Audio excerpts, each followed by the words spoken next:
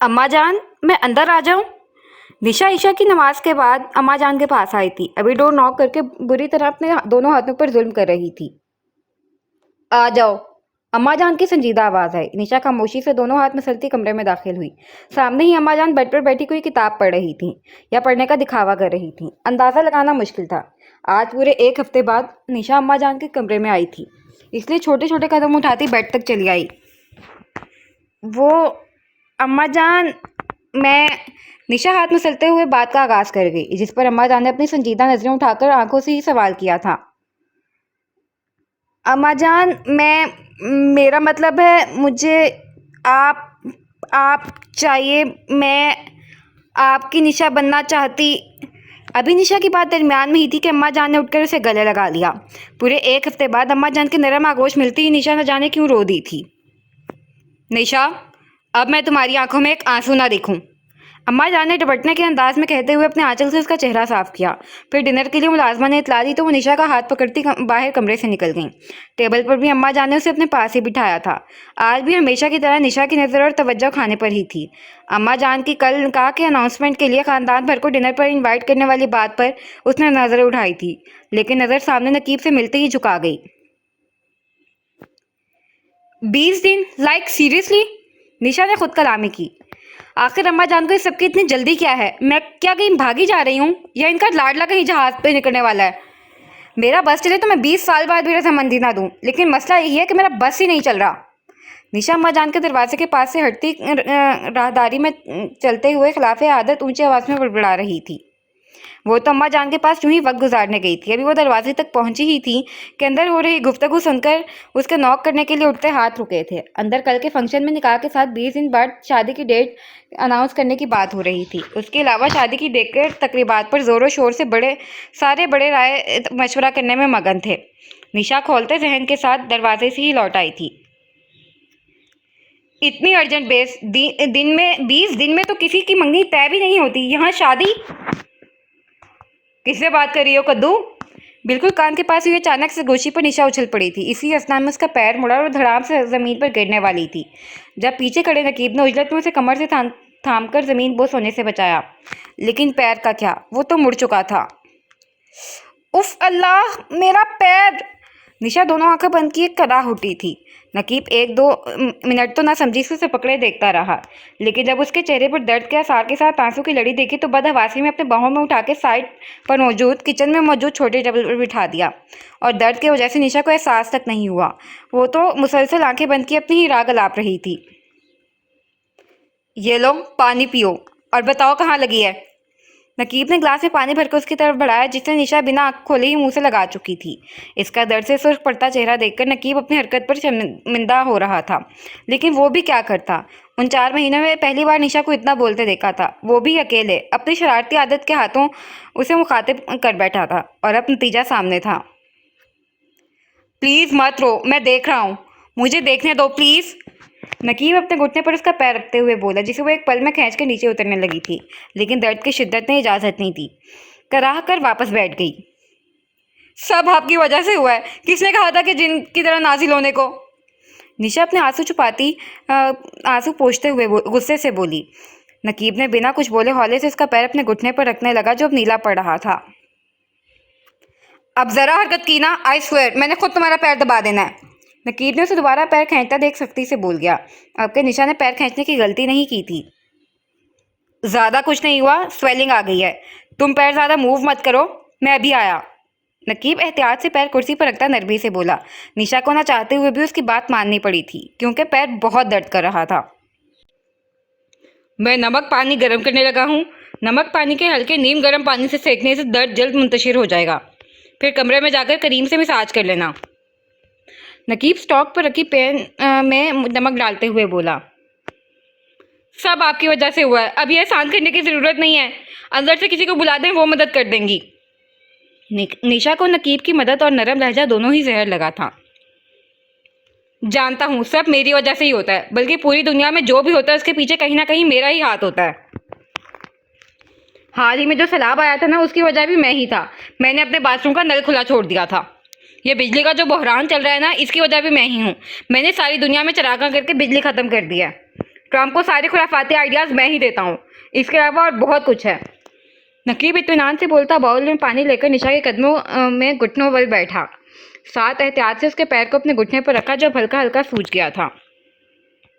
ये क्या कर रहे हैं? निशा ने उसे टॉवल को बाउल के पानी में भिगोकर अपने पैर पर रखता देखकर पैर पीछे खींचा था। तुम मूव ना करो तो कुछ करूँगा ना, नकीब उसे घूर कर बोला, जिस पर निशा खामोश हुई थी। उसके खामोश होते ही नकीब वापस अपना काम करने लगा। हो गया, कमरे में जाकर पैनाडोल खा लेना। नकीब बाउल लेकर उठ खड़ा हुआ। निशा भी अब कुछ बेहतर महसूस कर रही थी, लेकिन टैबलेट से पहले तुम्हें कुछ खा लेना चाहिए। मिल्की कॉफ़ी कैसी रहेगी? नकीब आंखों में शरारत लिए उसकी आगे की कुर्सी पर बैठ गया। उसके चढ़ाने पर निशा हमेशा की तरह चिढ़ गई। आपसे बात करना ही फजूल है, बल्कि आप ही फजूल हैं, आप कभी सुधर ही नहीं सकते, और ये सब हुआ भी आपकी वजह से है। निशा गुस्से से एक पैर पर जोर डालती टेबल से नीचे उतरी थी। वैसे भी अब दर्द में काफ़ी कमी आ गई थी। यार हद है, एक गलती की थी, उसका ज़्यादा कर चुका हूँ अपनी खिदमत देकर। वैसे भी मैंने तुमसे नहीं कहा था कि तकरीर करते हुए चलो, और ज़रा ये तो बताओ सबसे क्या मुराद है? नकीब भी अब फॉर्म में आया था। मुराद ये है, क्या होता अगर आप वापस ना आते? क्या होता अगर आप वहीं किसी गोरी मैम की नीली आंखों के दीवाने हो जाते? लेकिन नहीं, आप आए और अब ये सब हो रहा है। अम्मा जान 20 दिन बाद शादी रखना चाहती हैं और निशा बोलने पर आई तो बस बोलती ही चली गई। उफ खुदाया, ये दुनिया की पहली बीवी होगी जिसे अपने शौहर के लौट आने के किसी के आंखों के दीवाने ना होने का दुख है। नकीब अफसोस से बोला। बीवी नहीं हूं मैं आपकी, निशा तड़क कर बोली, जिस पर नकीब शरारती मुस्कुराहट लबों पर सजाए अपनी जगह से खड़ा हुआ और टेबल पर दोनों जानिब हाथ रखकर निशा को गैर महसूस अंदाज में अपने हसार में लिया था। मनकूहा तो हो और फिक्र ना करो, 20 दिन में बीवी भी हो जाओगी। नकीब ने गंभीर आवाज़ में उसके कान के पास झुककर सरगोशी की थी। क्या मतलब? आपने अम्मा जान से?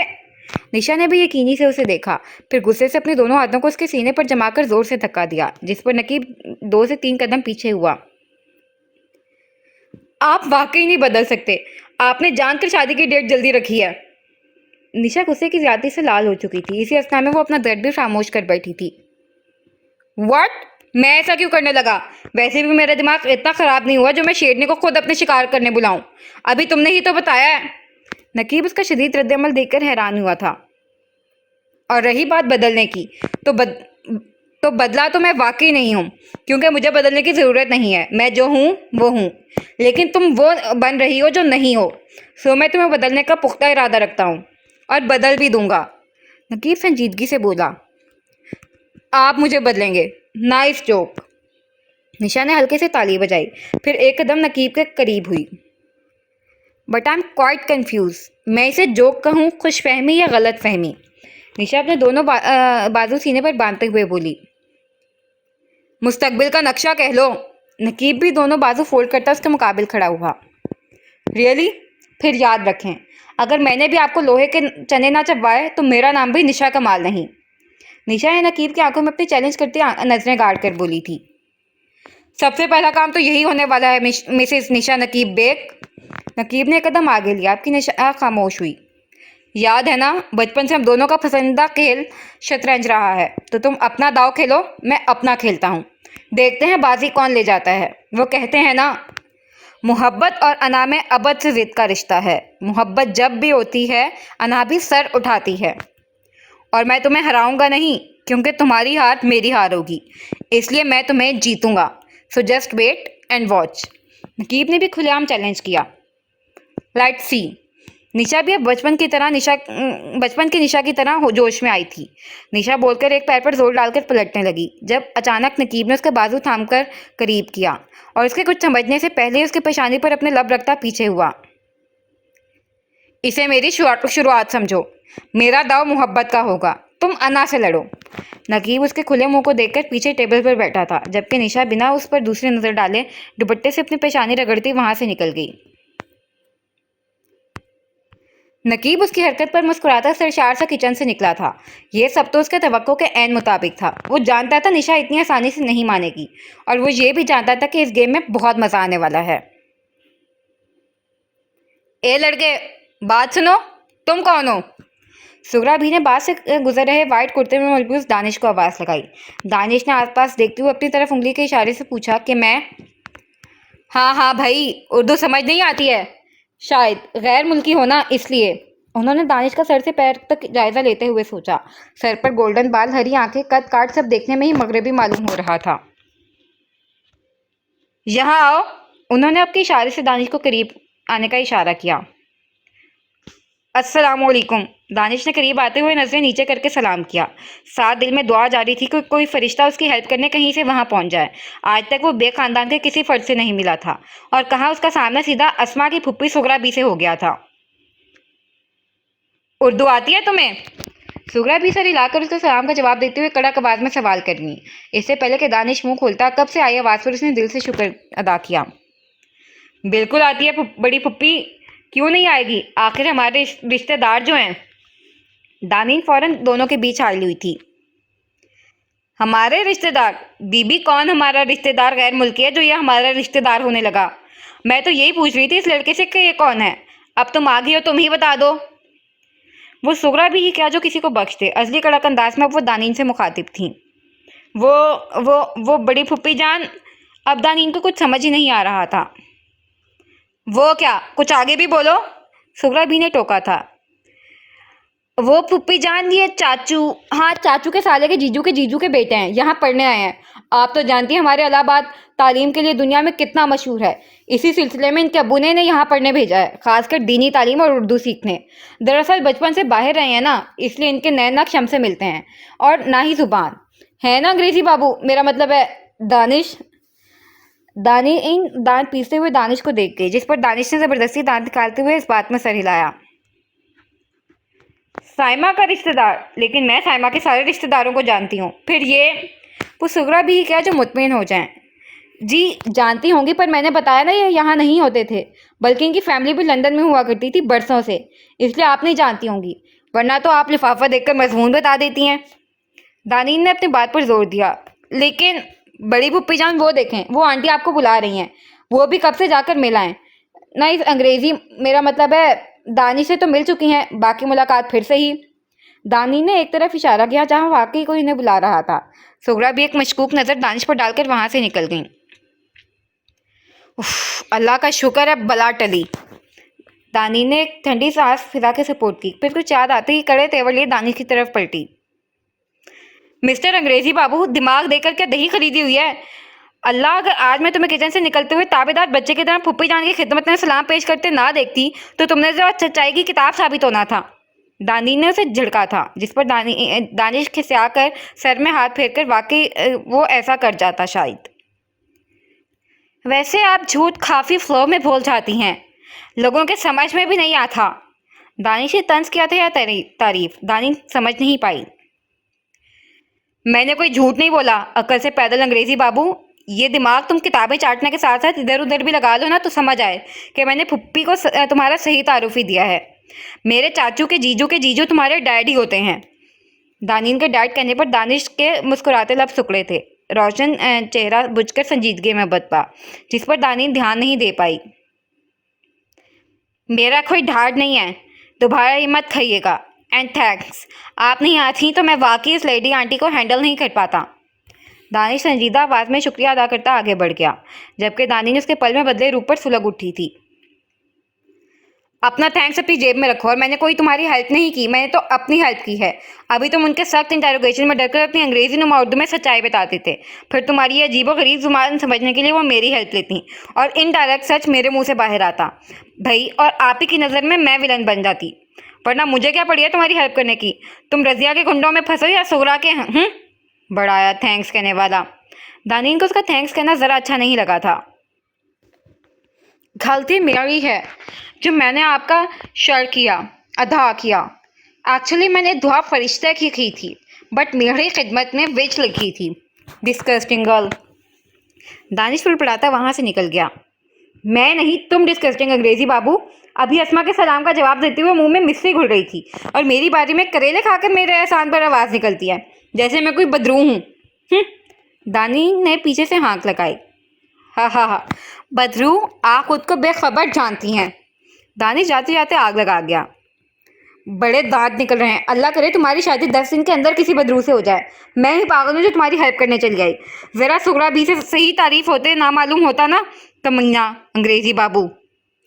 दानिन पैर पटकती हॉल के दूसरे हिस्से की तरफ बढ़ गई। निश, तुम्हारे हाथ क्यों इतने ठंडे हो रहे हैं यार? तहमीना जो निशा के नाना करने के बावजूद उसे ज़बरदस्ती आफरीन बेगम के दिए 2 कंगन पहनाने लगी थी, इसके हाथों को यख देखकर हैरान हुई थी। निश, तुम घबरा रही हो? तहमीना ने उसे खामोश देखकर पूछा, जिस पर निशा ने अपनी संजीदा नजरें उठाकर उसे देखा, जो ड्रेसिंग पर बैठी फिक्रमंदी से उसे ही देख रही थी। 6 साल हुए मुझे खानदानी तकरीबात शिरकत करना छोड़े हुए। निशा अपने हाथ में पहनाए कंगन को घुमाते पुरसोच अंदाज में बोली। डोंट टेल मी निश कि तुम नर्वस फील कर रही हो महफिल में जाने से, जहाँ सारे तुम्हारे अपने खानदान के लोग हैं, जिन्हें तुम बचपन से 50 मरतबा देख चुकी हो। तहमीना ने उसके हाथों को अपने हाथों में लिया। यार तुम बहुत स्ट्रांग हो। बड़े बड़े बिजनेसमैन जिनके आगे लोग खड़े होते हुए घबराते हैं, तुम प्रेजेंटेशन देते हुए एक पल के लिए नर्वस नहीं होना तो दूर कंफ्यूज तक नहीं होती। You are a brave girl यार। सब तुम्हारे बाहर अपने जानने वाले ही हैं, सो जस्ट रिलैक्स। तहमीना ने उसके हाथ रगड़ते हुए बोला। सारे जानने वाले हैं इसीलिए तो घबराहट हो रही है। ये वही लोग हैं जिनसे अपनी ज़ात के मुतल्लिक चह मगोयां सुनकर मुझे घुटन होती थी। जब ये मुझे अपनी नज़रों की गिरफ्त में रखकर बात करते थे तो मेरा दिल करता था कि मैं खुद को कहीं कैद कर दूं। जब ये मुझे शहनाज की बेटी कहकर मुखातिब करते हैं तो मेरा मन करता है मैं अपनी हंसी मिटा दूं। इसलिए मैंने खुद को इन सबसे बहुत दूर कर लिया था, लेकिन आज मुझे फिर से वो सब फेस करना है। निशा की नज़र अभी अपने हाथ में पहने कंगन पर ही थी। तहमीना ने उसके लहजे में बेबसी महसूस करके उसे अपने साथ लगाया। आज ऐसा कुछ नहीं होगा नेश, क्योंकि आज इस महफिल में तुम्हारा नाम, तुम्हारी पहचान, तुम्हारा मकाम, तुम्हारा मर्तबा, तुम्हारी अहमियत, हैसियत सब अलग और मजबूत होगा। लोग तुम पर उंगली उठाना तो दूर की बात, किसी में इतनी हिम्मत भी नहीं होगी कि तुम पर नज़र तक उठाए, क्योंकि ये दुनिया है। यहाँ लोगों का नज़रिया उनके नाम के आगे लगे सरनेम के साथ बदलता रहता है। इसलिए अब सारी नर्वसनेस को साइड पर रखो और खुद पर एक नज़र डालो। क्या गजब ढा रही हो। मैंने ज़िंदगी में पहली बार तुम्हें तैयार देखा है। तहमीना ने खुद ही टॉपिक चेंज किया और उसका बाजू करके खड़ा किया, जिस पर निशा ने अपनी बेसाख्ता नज़र आईने में बने अक्स पर डाली और एक पल के लिए खुद को पहचान ही नहीं पाई थी। कहाँ वो हमावक्त जीन्स पर कुर्ती पहना करती थी या फिर सादा सा प्रिंटेड कॉटन ड्रेस, और अभी बड़ी मेहमानी के दिए लाइट पिंक कलर के हल्के मोतियों के काम वाले ड्रेस में लाइट मेकअप के साथ हमेशा जूड़े में कैद रहने वाले बालों की सीधी मांग निकाले, साइड फ्रेंच ब्रेड बनाकर एक कंधे पर डाले, गुलाबी लबों पर नेचुरल कलर से लिपस्टिक से सजाए, कानों में छोटे छोटे झुमके डाले, सर पर सलीके से दुपट्टा सजाए खुद को अनजान नजरों से देख रही थी। ये हो तुम। अब मेरी जान सिर्फ ट्रश हसद भरी नजरें ही उठ सकती हैं। तहमीना ने थोड़ी से पकड़कर उसका चेहरा ऊपर किया। वैसे नजरों से याद आया, अब से ना बोरिंग किताबें पढ़ना छोड़ दो। वो क्यों? निशा हैरान हुई। वो जंग में होता है ना, आप गोलाबारी करते हो तो मुकाबिल भी गोलाबारी करता है, आप फायरिंग करते हो तो मुकाबिल भी फायरिंग करता है। तुम सरहद पर जा रही हो? नहीं यार, लेकिन तुमने तो ऐलान जंग किया है ना। अब नकीब भाई तो रोमांटिक दाव खेलने वाले हैं और तुम इस मामले में ज़ीरो हो, कहीं हार ना जाओ। इसलिए मेरी सलाह है रोमांटिक मूवीज़ देखकर कुछ सीख लो ताकि ईंट का जवाब पत्थर से दे सको। मैं तुम्हें हारता हुआ नहीं देख सकती यार। तहमीना ने आंख मारते हुए कहा। इससे पहले कि निशा उसे कुछ कहती, छोटी मुमानी उसे लेने आती। वो कंफ्यूज होती अपने हाथों में तहमीना का हाथ सख्ती से दबाया, अल्लाह का नाम लेती कमरे से बाहर निकलकर हॉल में आ गई और तहमीना के कहे के मुताबिक से अपने दिल से या दिखावे की वजह से लेकिन निशा को हाथों हाथ लिया था। अम्मा जान ने उसकी पेशानी चुमकर उसके दरमियान सोफे पर बिठाकर खुद भी उसके करीब बैठ गई, जिससे निशा को काफ़ी हिम्मत मिली। तहमीना, शिफा कहाँ है? निशा ने शिफा की तलाश में आसपास नजरें दौड़ाते हुए पूछा। नक्की भाई के साथ है वहाँ, तहमीना एक तरफ इशारा करते हुए बोली। निशा ने भी उसकी नज़रों के ताकुब में देखा, जहाँ नकीब वाइट कलर के शलवार कमीज में नीले कलर की फ्रॉक में तैयार शिफा को गोद में लिए कज़न से महवे गुफ्तगू था। कितने जच रहे हैं ना नकीब भाई। तहमीना उसकी नज़र हटाते ही निशा के करीब होते हुए सरगोशी कर गई। तुम्हारी आंखों का इलाज करवाओ पहली फुर्सत में। निशा भी दबी आवाज़ में कहती अम्मा जान से इजाज़त लेकर बड़ी मुमानी की तरफ चली आई। उसे सेंटर ऑफ अट्रैक्शन बनने से हमेशा खौफ आता था। आज खौफ नहीं था, लेकिन वो बर्दाश्त फिर भी नहीं कर पा रही थी लोगों की नज़रें। फिर कुछ ही देर में खाने का दौर चला। खाने के बाद अम्मा जान ने दोनों को अपने साथ खड़ा करके निकाह की तारीख का ऐलान किया था। इसके बाद यंगस्टर्स बड़ों से अपनी महफिल अलग करते हुए गार्डन में निकल आए थे। निशा के लाख मना करने के बावजूद सबने उसे भी घसीटकर बीच महफिल में बिठा दिया था।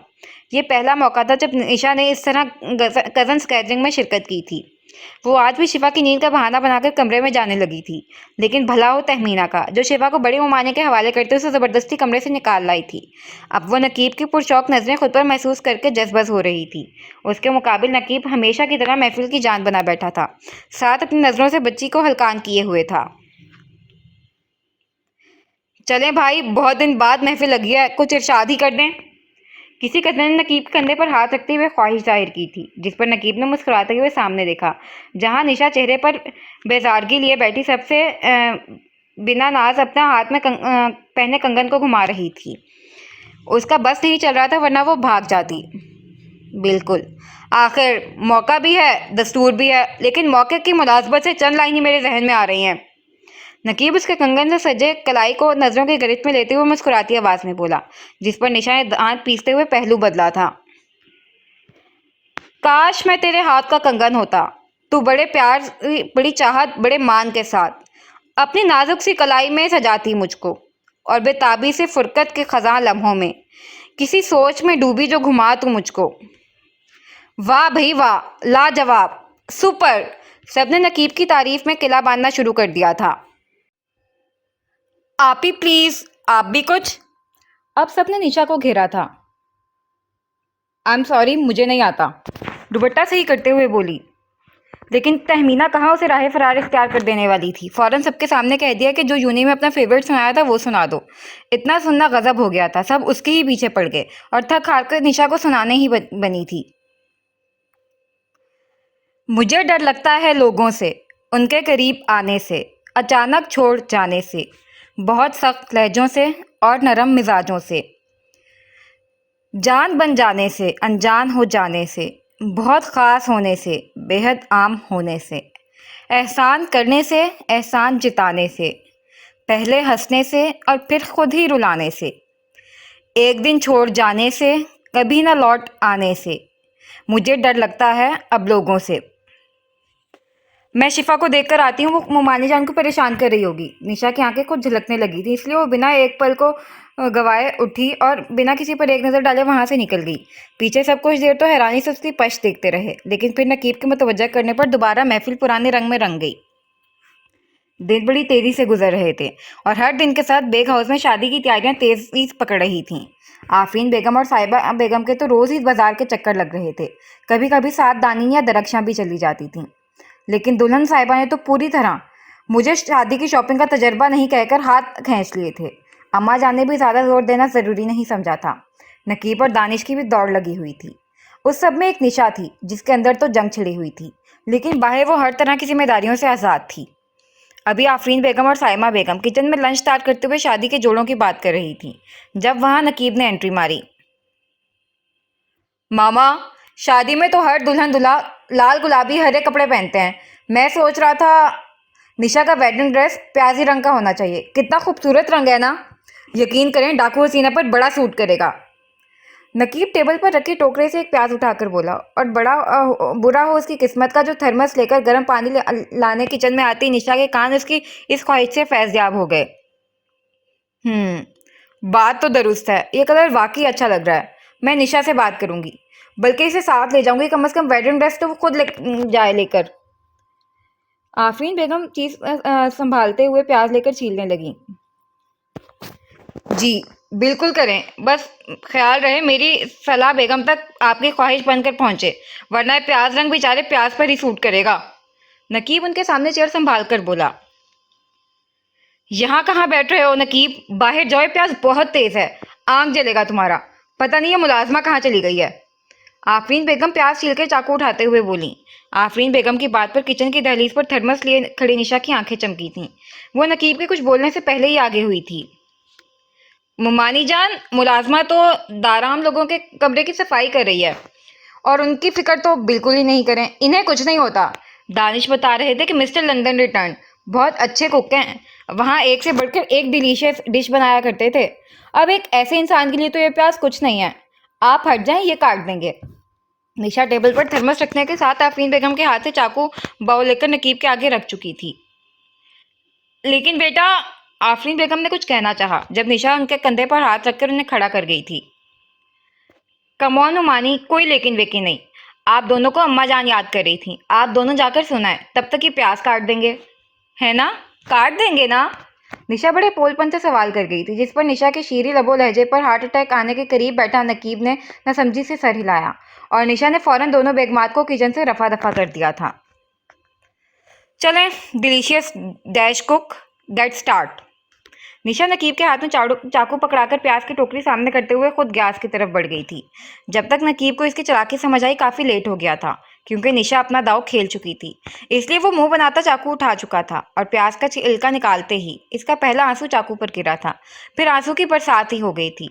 आँख नाक सब लाल हो रहे थे और निशा चूल्हे पर पानी चढ़ाए बड़े मज़े से सब मुलाहिजा कर रही थी। बेग साहब उस दिन तो बड़े बड़े दावे कर रहे थे और आज मेरे दाव के छोटे से डेमो पर ही दरिया बहा दिया। Very sad. निशा ने अचानक टेबल पर एक हाथ जमाकर दूसरे हाथ की शहादत की उंगली के पूर पर नकीब का एक आंसू चुना, जिस पर नकीब ने अपने सुर्ख आंसुओं से तर चेहरा उठाकर जलन से लाल हो रही आंखें सुकेड़कर उस चालाक हसीना को देखा था। बहुत डिसअपॉइंट किया है आपने बेग साहब। मैंने सोचा नहीं था आप इतनी पुअर परफॉर्मेंस देंगे, बट क्या करें, रिजल्ट मेरे सामने है। निशा ने मसनूई अफसोस का मुजाहरा किया। खैर, इसी बहाने आपको पता तो चल गया होगा कि प्याज का असल रंग क्या होता है। निशा थर्मस का ढक्कन लगाते हुए मुड़ी, जब सुर्ख आंखों को शर्ट के आस्तीन से साफ करता नकीब उसके मुकाबले आया था। सोचा तो मैंने भी नहीं था कि तुम्हारा दाव इतना चाइल्डिश होगा, बिल्कुल बचपन वाला। इट मीन्स शुरुआत हो चुकी है बदलाव की। नकीब उल्टे हाथ से फिर एक बार आंख साफ करता दिल जलाने वाली मुस्कुराहट के साथ बोला। खुशफहमी। निशा बस इतना बोलकर वहां से निकल गई और उसके पलटते ही नकीब की मुस्कुराहट गायब हुई थी और वो मुंह बनाता दोबारा टेबल की तरफ बढ़ गया। वाह नकीब बेटा, क्या गलत जगह दिल लगी की है तूने। शादी से 10 दिन पहले तुम्हारा किचन में बसेरा है, 10 दिन बाद शायद गेट पर ड्यूटी लगवाएगी मोहतरमा। नकीब टेबल पर बैठकर चाकू उठाते हुए मुस्तकबिल की पेशेंटगोई कर गया। शाहजहां ने प्यार में ताजमहल बनवाया, मजनू ने रेगिस्तान में रेत का महल बनाया। रोमियो बेचारा सूली पर चढ़ गया, मजनू बेचारा मजनू बना और मैं प्याज का पहाड़ बना रहा हूँ, आंखों से झरना बहा रहा हूँ और महबूबा प्लस मनकूहा जालिम समाज बनी फिर रही है। नकीब, तेरी किस्मत का हर पत्ता ही निराला है। नकीब नफी में सर हिलाता बच्चे 2 प्याज काटने लगा। In any case they should not get my address and my current identity. Danish सख्ती से हिदायत देता अब रूम में इधर से उधर टहलते हुए दूसरी तरफ की बात सुनने लगा। What ever, I really don't care कि वो इतने सालों बाद मेरी तलाश में क्यों निकले हैं। मैं बस इतना चाहता हूँ कि I don't need him, I don't need his presence in my life and that's final. दूसरी तरफ की बात सुनकर दानिश लापरवाही से बोला था। नो, नकी भाई को आप कुछ नहीं बताएंगे। आप बस उनसे कह दें कि आप उस नेम वाले पर्सन को जानते ही नहीं। दानिश पेशानी मसलता हुआ कुछ हिदायत देने लगा था कि दरवाजे के पास कदमों की आवाज़ सुनकर फ़ोन नीचे करते हुए आगे बढ़ा, जब धड़ाम की आवाज़ से दरवाज़ा खुला और आंधी तूफान बनी दानीन दाखिल हुई थी। अंग्रेजी बाबू, जल्दी चलो, हमें शॉपिंग पर जाना है और ड्राइवर अंकल अब्बू जान के साथ गए हैं, भाई बिजी हैं। और दानीन अंदर दाखिल होते ही नॉन स्टॉप शुरू हुई थी। मिस दानीन, आपके पास तमीज़ नहीं। दानिश फ़ोन बंद करता सर्द आवाज़ में बोला। अंग्रेजी बाबू, तमीज़ की क्लास बाद में देना, अभी चलो, वरना थोड़ा और लेट हुआ तो मामा इजाज़त नहीं देंगी और मेरा देखा हुआ लहंगा सेल हो जाएगा। दानिन घड़ी पर 4 बजे का वक्त देखते हुए उजलत में बोली। मैं बिजी हूँ, कल चलेंगे। दानिश दोबारा फ़ोन की तरफ मुतवज्जा होते हुए बोला। ओ अंग्रेजी बाबू, राजदारों से बेरा अच्छा नहीं होता, सो अपना बिजी का बहाना कहीं और देना। अभी जल्दी से बाहर आओ, हम तीनों तुम्हारा पोर्च में इंतज़ार कर रहे हैं। दानी ने अपनी वही धमकी दोहराई थी जो कुछ दिनों से उसका तकिया कलाम बन गया था। नकीब भाई ने इन्हें सब बताकर मेरे पैर पर कबाड़ी मारी है। दानिश गुस्से से जैकेट पहनता कमरे से निकला था। पोर्च में उस ब्लैक मिलर पर नजर पड़ी तो दांत पीसते हुए गाड़ी में बैठ गया। वैसे अंग्रेजी बाबू, सच सच बताओ, ये तुम छुपकर पूरे स्टार से तासुर चेहरे पर सजाए आसपास नजर दौड़ाते हुए एकदम अलर्ट अंदाज में किससे बात करते हो? दानीन सीट के बीच से मुंह निकालकर संजीदा अंदाज में बोली, जिस पर एक पल के लिए दानिश गड़बड़ाया, लेकिन जल्द खुद को संभाल गया। किसी से नहीं, मैं यहाँ जानता ही किसी को नहीं, फिर बात किससे करूँगा? एंड आप मेरी जादुई क्यों करते रहती हैं? दानिश ने उल्टा दानीन से जवाब तलबी की। मैं कोई जादूगरनी नहीं है जो तुम्हारी जादुई करूं, और ना ही मैं कोई इतनी फारिग बैठी हूँ जो तुम पर जासूसी करूं। वो तो कुछ दिनों से तुम पर जब भी नज़र पड़ी है तुम मुझे मशकूक लगे, इसलिए पूछ लिया। दानिश ने सच्चाई का मुजाहरा किया, क्योंकि वाकई उसे कुछ दिनों से दानिश पर परेशान और पुरस्कार सा लग रहा था। दानीन की बात पर दानिश ने नामहसूस अंदाज में पेशानी मसली थी, और जब बोला तो अंदाज मजबूत और खोजता हुआ था। इट मीन्स आप हर वक्त मुझ पर मंजर रखती हैं, एम आई राइट? दानिश ने गाड़ी टर्न की। मुझे क्या ज़रूरत है? वो तो मैंने देख लिया तो पूछ लिया। वैसे अगर कोई गर्लफ्रेंड वगैरह का चक्कर है तो बताओ, मैं हेल्प कर सकती हूँ। यू नो ना, पूरी यूनी की इन्फॉर्मेशन होती है मेरे पास। दानीन ने जैसे ऑफर की थी। अस्तगफिरुल्लाह।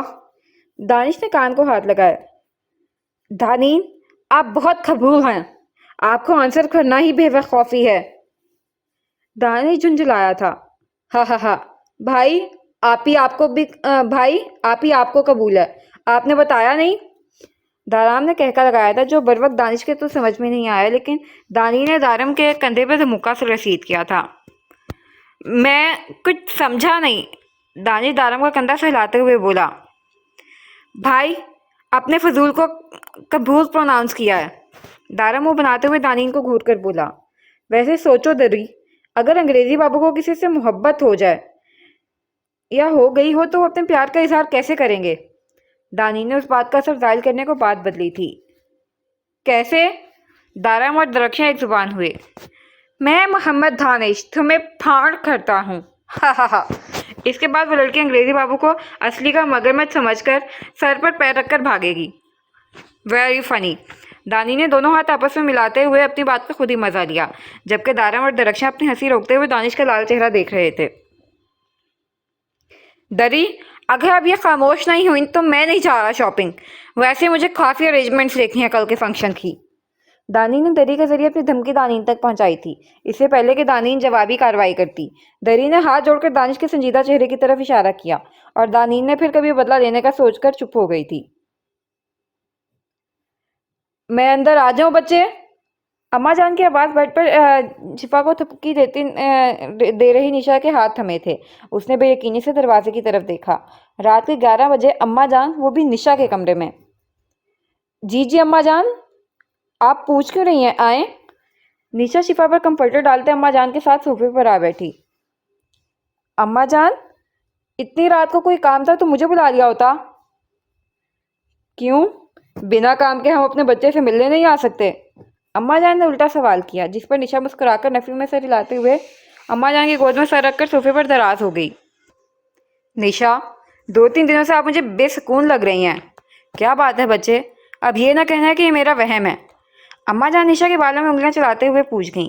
निशा ने आंख खोलकर अम्मा जान का पुरनूर चेहरा देखा, फिर दोबारा आंखें बंद कर लीं। अम्मा जान, ये सब मेरे लिए बहुत मुश्किल है। मैं बहुत उलझन सी महसूस कर रही हूँ, और दिन भी कितनी तेज़ी से गुजर रहे हैं। अब कल से शादी के फंक्शन स्टार्ट हो रहे हैं। आई डोंट नो मैं कैसे हैंडल करूँगी। आप जानती हैं ना, मैं आम लड़कियों की तरह नहीं हूँ।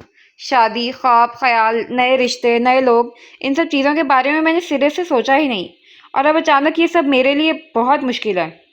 और बचपन से नकीब का और मेरा कैसा ताल्लुक़ रहा है वो भी आपके सामने है। एंड मोस्ट इम्पॉर्टेंट, मर्दों पर मुझे एतबार ही नहीं होता। निशा ने अपने सारे महसूसात अम्मा जान के गोश गुजार किए। इसकी ये बचपन से आदत थी हर बात अम्मा जान से शेयर करना। बेटा, इंसान की पहचान उसके ख़ानदान, उसकी परवरिश, उसके वालिदैन से होती है, और नकीब की तरबियत हमने की है। नकीब की रगों में आपके मामू जान का खून दौड़ता है। नकीब आपकी बड़ी मुमानी जान की गोद में पला है।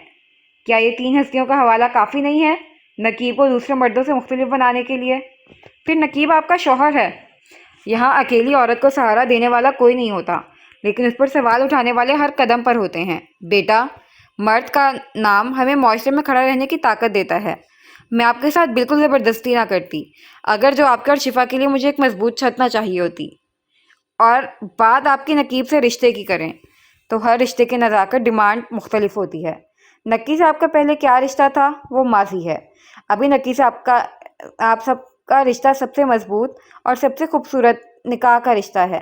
पुरानी बातों की खलिश दिल में रखकर अपने नए बने मजबूत रिश्ते को अना का मसला कभी ना बनाना। क्योंकि अना की आग में रिश्ता ईंधन की तरह इस्तेमाल होता है, और जब रिश्ते जलकर खाक हो जाएं तब अना की आग खुद बुझ जाती है। फिर इंसान के पास कुछ नहीं बचता सिवाय पछतावे के। मुझे पता है मेरी बेटी बहुत समझदार है। वैसे मैं ये हरगिज़ नहीं कह रही कि तुम उस बदमाश को ऐसे ही माफ़ कर दो। अच्छा सबक सिखाना। बहुत परेशान किया उसने मेरी बच्ची को। उसे सबक सिखाने में मैं भी तुम्हारा साथ दूंगी। बस अपने रिश्ते की खूबसूरती मत ख़राब करना। इसलिए मेरी चंदा, अब आप कुछ भी ना सोचें, बस आराम करें। वैसे भी आपने कहाँ रुखसत होके जाना है। मेरी बेटी हमेशा मेरे पास रहेगी। और अपने जहन से हसन, कमाल, शहनाज, उनके किस्से को पूरी तरह मिटा दें और नई ज़िंदगी शुरू करें, क्योंकि माजी की यादों में रहकर मुस्तकबिल के ख्वाब नहीं देखे जाते। अम्मा जान की बात पर निशा ने आंखें खोलकर अम्मा जान को देखा था। ये सब इतना आसान नहीं है अम्मा जान। मेरे अंदर बहुत से सवाल गिरा बांधे बैठे हैं जो मुझे उस सब को भूलने नहीं देते। मेरी ख्वाहिश है सिर्फ और सिर्फ एक बार हसन कमाल मेरे सामने आए और मैं इससे पूछूं कि क्या दौलत, रिश्ते, औलाद, मोहब्बत, मान, भरोसा सबसे ज़्यादा अहम होती है। निशा उठ बैठी थी। नहीं मेरे बच्चे, मेरी दुआ है उस इंसान से मेरा या मुझसे जुड़े किसी इंसान का कभी सामना ना हो। पूरे बेखानदान ने उस इंसान की वजह से बहुत जिल्लत सही है।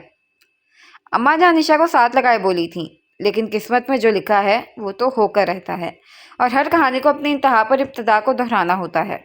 और हमने सोचा है कि कल की माइयों से पहले बाद नमाज असर आप दोनों का दोबारा निकाह कराएंगे, ताकि आप लोग बाद में ये ना कहें कि आपको आपका निकाह नहीं याद। अम्मा जान ने मुस्करा कर उसे गुदगुदाया था, जिस पर निशा खिलखिला उठी। आखिर वो वक्त भी आ ही गया था जिसका निशा ने तो नहीं लेकिन पूरे बेग हाउस खासकर अम्मा जान ने बड़ी शिद्दत से इंतज़ार किया था। असर में नकीब और निशा का दोबारा निकाह हुआ था, और अब निशा ऑरेंज और येलो कॉन्ट्रास्ट के ड्रेस में तैयार झूले पर बैठी थी, और नकीब को अभी रस्म के लिए कज़न्स ने जाकर इसके पहलू में बिठा दिया था। अम्मा जान नम आंखों से खूबसूरत मंजर देखकर आसमान की तरफ देखा। उनका 40 साल पहले शहनाज बेगम के लिए ख्वाब आज पूरा हो गया था। ओह, मैं लेट आया इसलिए नाराज़ हो, बट क्या करूं यार, मेहमान भी देखने थे ना। इतना इंतज़ार करवाने के लिए बहुत माजरत। नकीब झूले पर बैठती मस्कीन शक्ल बनाकर निशा को कुछ बोलने पर रुखसा गया था। आपका इंतज़ार करती है मेरी जूती। निशा ने अपने पीले रंग की खूबसूरत जूती की तरफ इशारा किया। वाह, दिल खुश कर दिया। इस कदर बेताबी के जूती भी इंतज़ार की आग में जलने लगी। नकीब मसनूई सा हैरत से बोला था। अब की निशा ने सिर्फ दांत पीसे थे। उस झीट पर तो कुछ असर हो नहीं रहा था, लेकिन निशा अपना खून जला रही थी। नाराज ना हो, कुछ बोलो यार। यकीन करो कल बिल्कुल इंतज़ार नहीं करवाऊंगा। नकीब एक आंख दबाकर बोला। कल की बात परसों सुबह करेंगे। निशा दोनों के बीच फासला कायम करने की गर्ज से बिल्कुल झूले के कोने में होते हुए मुस्कुराकर बोली, जिस पर नकीब ने फिलवक्त ध्यान नहीं दिया था। वैसे मैं दुनिया का पहला बेवकूफ़ इंसान होऊंगा जिसने 4 शादी के ऑप्शंस में से 2 एक ही लड़की पर इस्तेमाल कर लिए, और बचे 2 इस्तेमाल करने के बारे में अगर सोचे भी तो बीवी से पहले उसके अपने घर वाले ही उसे गंजा कर देंगे। निशा ने नफ़ी में सर हिलाते हुए कमाल बेनियाजी का मुजाहरा किया था। वैसे लग बहुत प्यारी रही हो, लेकिन क्या होता अगर तुम बाय नेचर भी प्यारी होती। कुछ मुझ मासूम का ही भला हो जाता। नेचर करेले जैसी, शक्ल क्वीन जैसी, बैड कॉम्बिनेशन है। नकीब निशा की तरफ झुककर अफसोस कर गया। अब की निशा पूरी तरह से उसकी तरफ घूमी थी। पहली बात तो यह कि जब तक आप इस झूले पर मेरे साथ जलवा अफरोज हैं, बराए करम मेहरबानी फरमाकर अपना फटा रेडियो बंद रखें।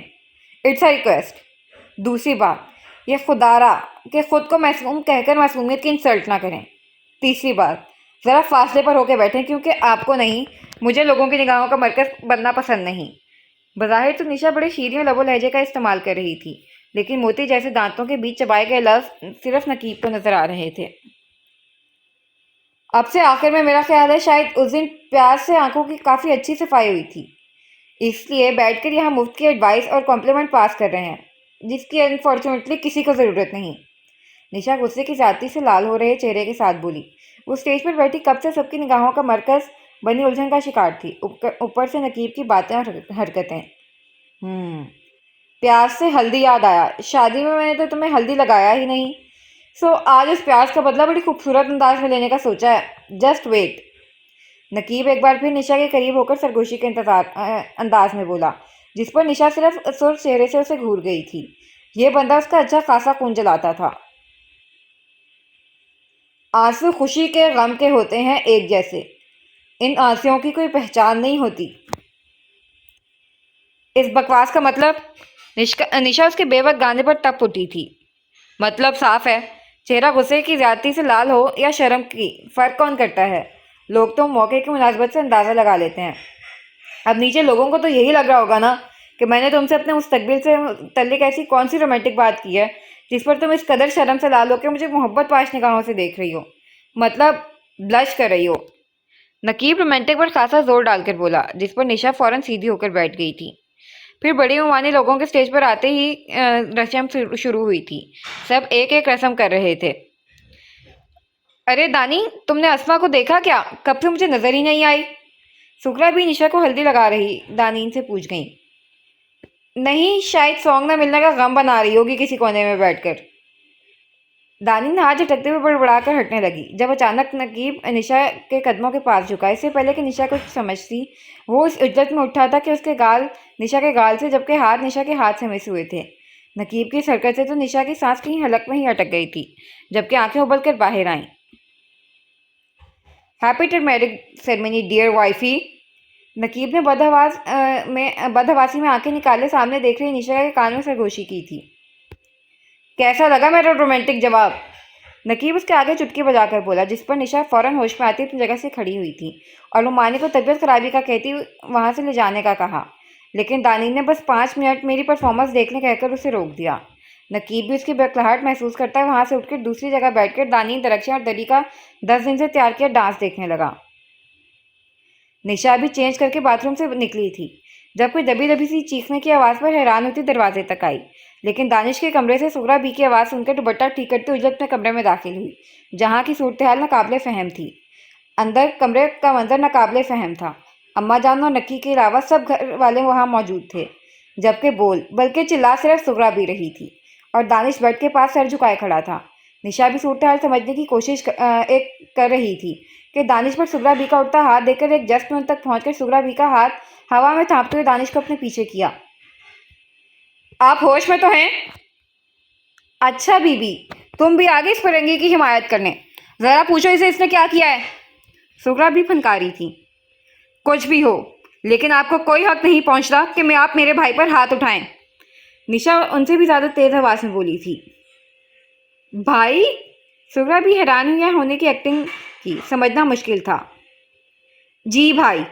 अब ये मत पूछने बैठ जाइएगा कि कौन सा भाई, कैसा भाई, कहाँ का भाई, क्योंकि भाई सिर्फ भाई होता है और जिस रिश्ते को दिल कबूल करे वो रिश्ता किसी सर्टिफिकेट का मोहताज नहीं होता। सुगरा भी के कुछ बोलने से पहले ही निशा उनकी बात काट कर बोली थी। आप ही, आई स्वेयर मैंने कुछ नहीं किया। मैं जब कमरे में आया बहुत थका हुआ था, इसलिए बिना लाइट ऑन के बेड पर लेट गया। आई रियली डोंट नो आप ही के असमा से मेरे कमरे के सोफे पर कहाँ से आ गई। मैं तो अब इनके फ़ोन रिंग की आवाज़ से जागा हूँ और लाइट ऑन की तो इन्हें देखकर दानीन को बुलाया था। फिर निशा की तरफ अपनी तरफ पलटते ही अपनी सफाई देने लगा, लेकिन इसकी कुछ नींद, कुछ सुगरा भी की कटीली जुबान के असर से सुर्ख हुई आंखें, सुर्ख चेहरा देखकर निशा का खून खोल उठा था। तुम्हें सफाई देने की ज़रूरत नहीं है दानी। अब आप बताएं सुगरानी, आपका क्या कहना है? निशा इत्मीनान से जग से पानी निकालकर दानिश को पीने का इशारा करती सुगरा बी की तरफ मुड़ी। चेहरे पर चट्टानों सी सख्ती थी, जबकि दानिश अपनी आपी का सहारा पाकर कुछ पुरसकून हुआ था। कहना क्या होगा बीबी? मैं आखिरी बार अस्मा को इस लड़के से बात करते हुए देखा था और उसके बाद अब मेरी बच्ची इसके कमरे के सोफे पर बेहोश मिली है। अब इस बात का जवाब कौन देगा? सुगरा बी ने निशा के साथ दानिश को भी तीखे चतुनों से घूरा था, जबकि कमरे में बाकी सब अब भी खामोश तमाशाई बने शायद हालात समझने की कोशिश कर रहे थे। आपकी लाडली देगी।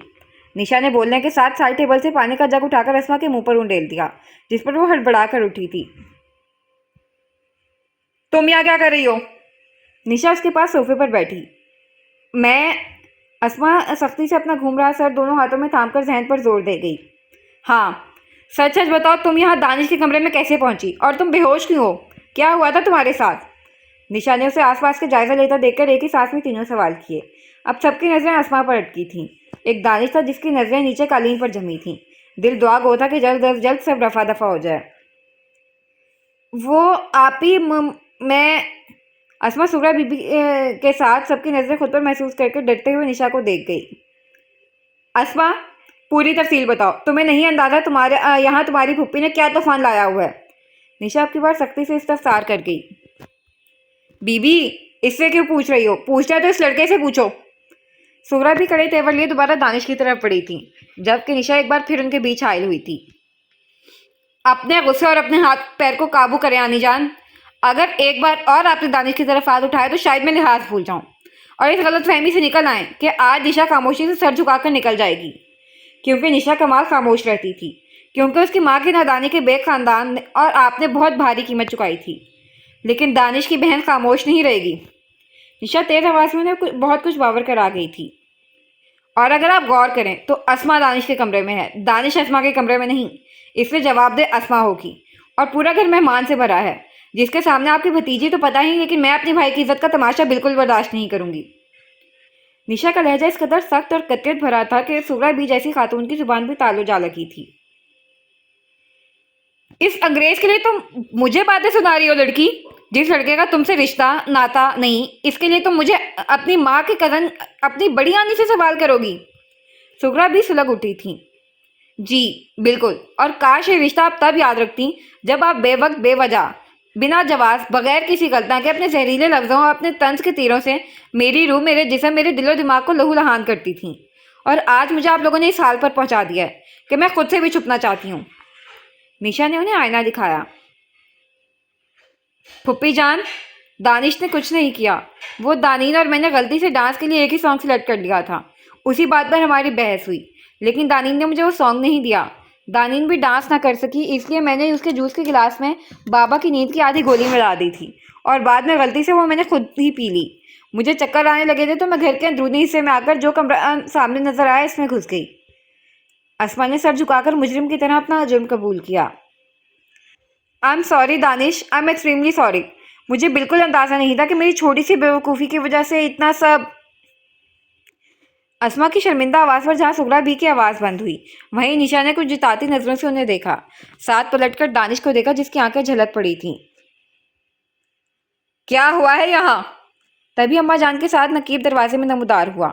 एक ही नज़र में अम्मा जान और नकीब ने हैरानी से सुगरा बी, आफरीन बेगम, साइमा बेगम, बहरोज साहब, दानीन, दानिश और आखिर में निशा के चेहरे का संजीदगी से जायजा लिया था। कोई मुझे बताएगा कि क्या हुआ है यहाँ? और दानिश बेटा, आपकी आंखें क्यों लाल हो रही हैं? काश अम्मा जान दानिश को बेग हाउस में मुंह से बेटा कहने के साथ दिल से भी कबूल किया जाता, तो आज किसी अरे गहरे को यहाँ तमाशा लगाकर उसकी इज्जत का जनाजा निकालते देख ना रही होती आप। निशा दुख से बोली। उसे रह रहकर सुगरा बी का उठा हाथ याद आ रहा था। बात क्या हुई है दानी, तुम मुझे बताओ। नकीब परेशान सा दानिश की तरफ बढ़ा। दानिश से पहले दानी ने मुख्तसर अंदाज में सारा माजरा कह सुनाया, जिसे सुनकर गुस्से से नकीब की रगें उभर आई थीं। वो बाहर बच्चे काम निपटा रहा था, तब तक यहाँ उसके भाई जैसे दोस्त के साथ क्या हो गया था। कुछ ऐसा ही हाल अम्मा जान का भी था। वो तो कमरे में शुक्राने की नमाज अदा कर रही थी जब दारम ने आकर आधी अधूरी बात बताई तो वो फौरन नकीब के साथ उधर आई थी। सुगरा भी, आपसे ये उम्मीद नहीं थी। हम जानते थे आपको जल्द गुस्सा आता है और आप सारी दुनिया को अपनी जूती की नोक पर रखना चाहती हैं, लेकिन दानिश बेटा पर इल्ज़ाम। अम्मा जान ने कड़क आवाज में अफसोस जाहिर किया, जिस पर सुगरा बी ने सर झुकाया। अम्मा जान, अब इस सब का फ़ायदा नहीं। जब मामू लोगों को कुछ बोलना था ये खामोश तमाशाई बने थे। चलो दानिश, जहाँ इज्जत नहीं वहाँ ज़रूरत भी नहीं। निशा दानिश का हाथ थामते आगे हुई थी। कहाँ बेटा? सब हैरान हुए। सब जानते थे निशा जिसे अपना कह दे उस पर वो जान देने से भी गुरेज नहीं करती।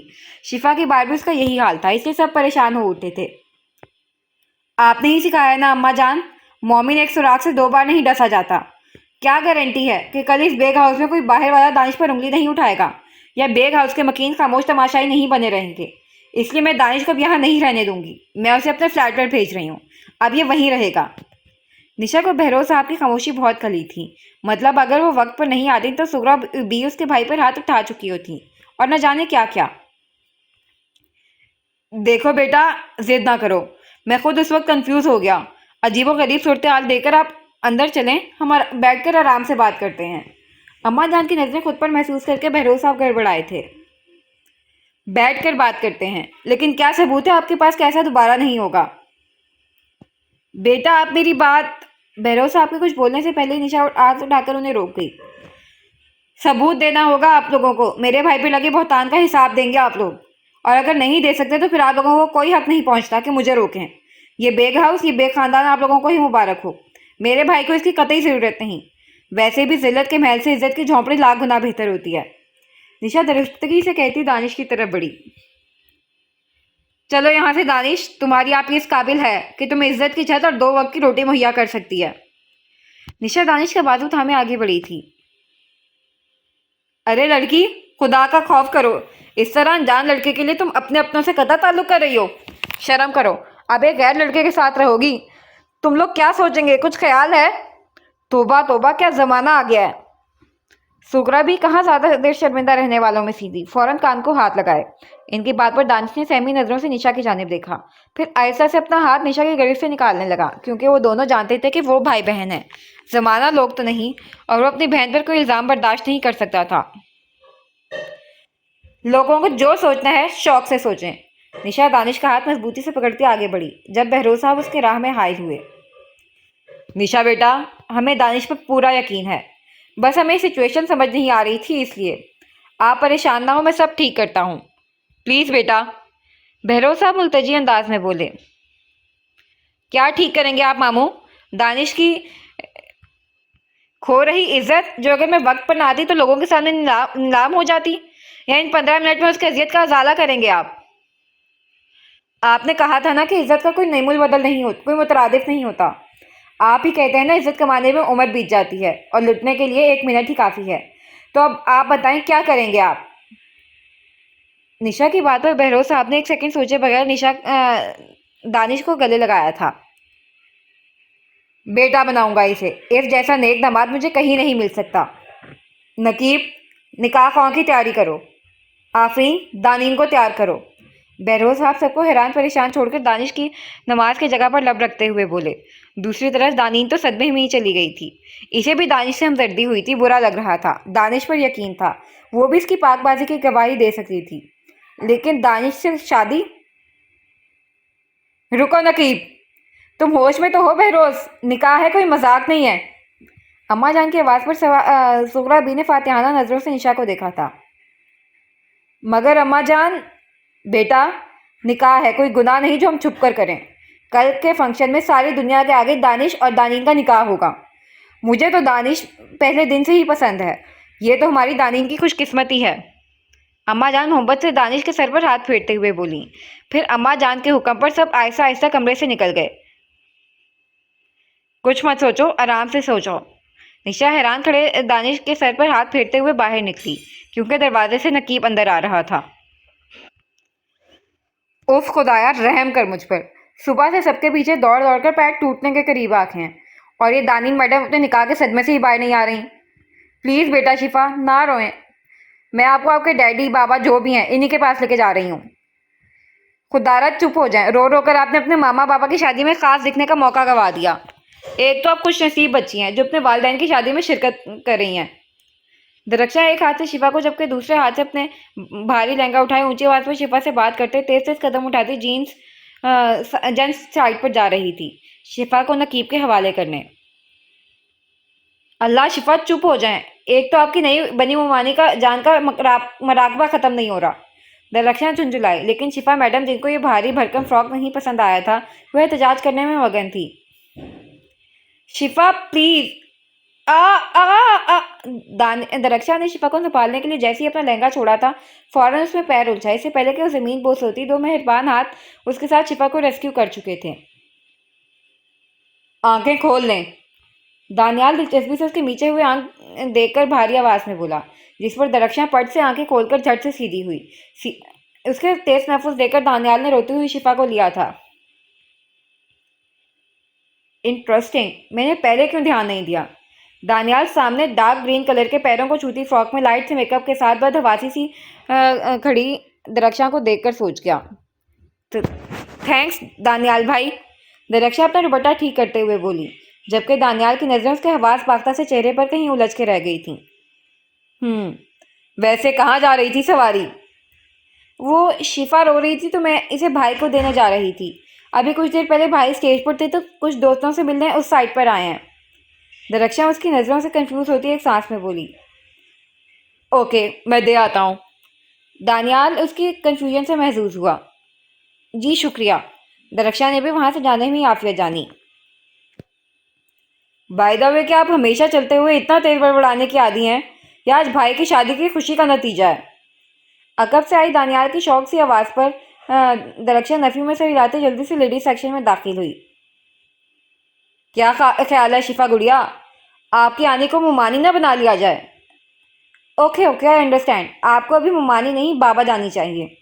शिफा को दोबारा रोने की तैयारी देखकर दानियाल उसे लेकर कुछ दोस्तों के झुरमट में खड़े नकीब के पास चला आया।